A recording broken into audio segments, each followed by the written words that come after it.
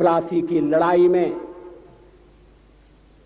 जितने लोग मैदान में लड़ रहे थे उससे ज्यादा लोग मैदान के बाहर खड़े होकर तमाशा देख रहे थे, लड़ाई का परिणाम सुनने की प्रतीक्षा कर रहे थे। देश के भाग्य का निर्णय होने जा रहा था, मगर उस निर्णय में सारा देश शामिल नहीं था।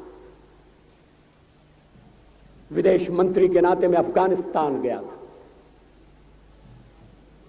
आपको सुनकर ताज्जुब होगा, अफगानिस्तान के अपने मेजबानों से मैंने कहा मैं गजनी जाना चाहता हूं, गजनी। पहले वो मेरी बात उनकी समझ में नहीं आई, कहने लगे गजनी तो कोई टूरिस्ट स्पॉट नहीं है, गजनी में कोई 5 स्टार होटल नहीं है, गजनी में आप जाकर क्या करेंगे, गजनी में आप जाकर क्या देखेंगे। मैं उन्हें पूरी बात नहीं बता सकता था।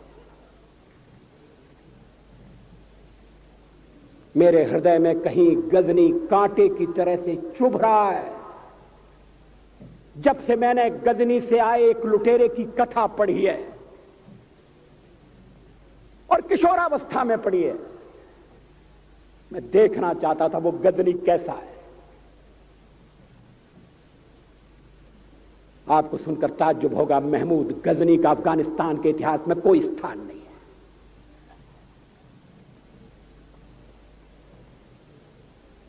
गजनी छोटी सी जगह है, छोटा सा गांव है।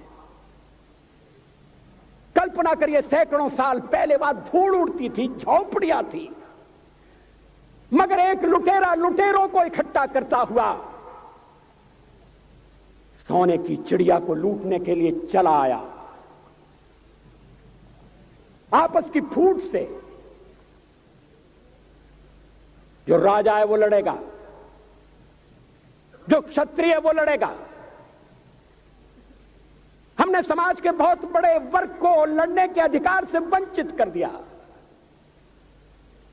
हमने उन्हें हथियार नहीं उठाने दिए।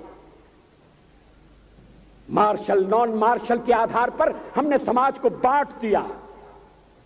वो लुटेरा सोमनाथ के मंदिर तक चला गया। पुजारी देखते रहे। मंदिर की पूजा भक्तों को करना पड़ती है। मंदिर तो एक प्रेरणा का केंद्र है। मैं देशपांडे जी की तरह से नास्तिक नहीं हूं, मगर उनकी नास्तिकता में भी जो आस्तिकता है मैं उसका आदर करता हूं, उसका सम्मान करता हूं। वो जिस आत्मविश्वास से नास्तिक होने की बात कहते हैं, तो मैं उनसे कहना चाहता हूं वो सचमुच में नास्तिक नहीं है। जिसकी आस्तिकता है, जिसका विश्वास है, वो नास्तिक कैसे हो सकता है? विश्वास किसमें है ये बड़ी बात नहीं है, विश्वास है या नहीं। हमने समाज के बहुत से बड़े वर्ग को विश्वासहीन बना दिया।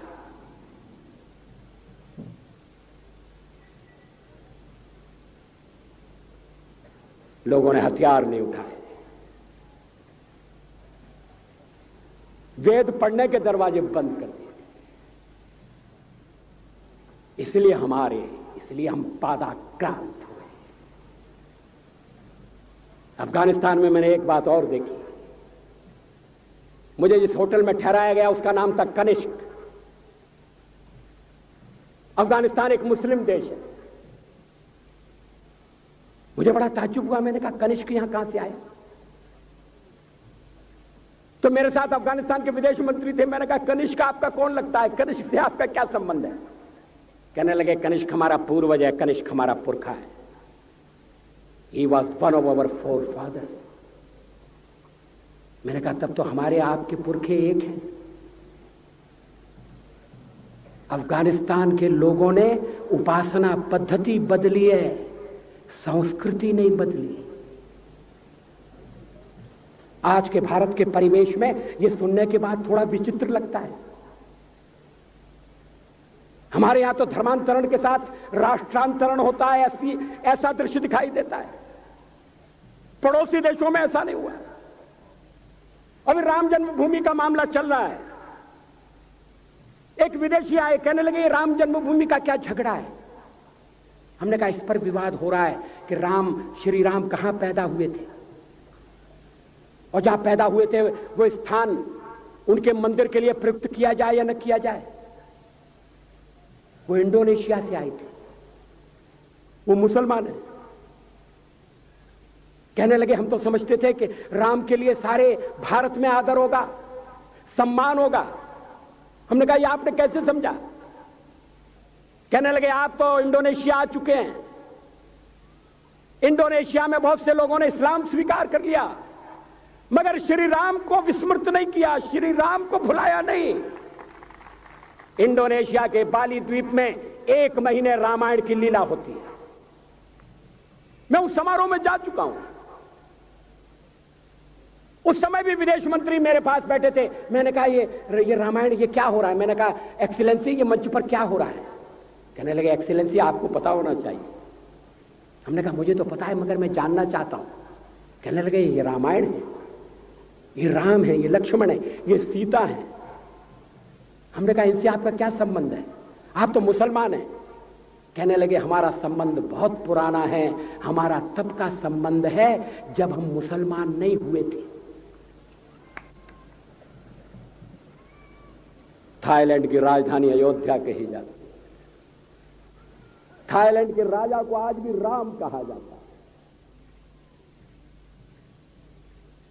सावरकर जी ने हिंदू राष्ट्र की बात की, हिम्मत के साथ। बुनियादी तौर पर भारत हिंदू राष्ट्र है।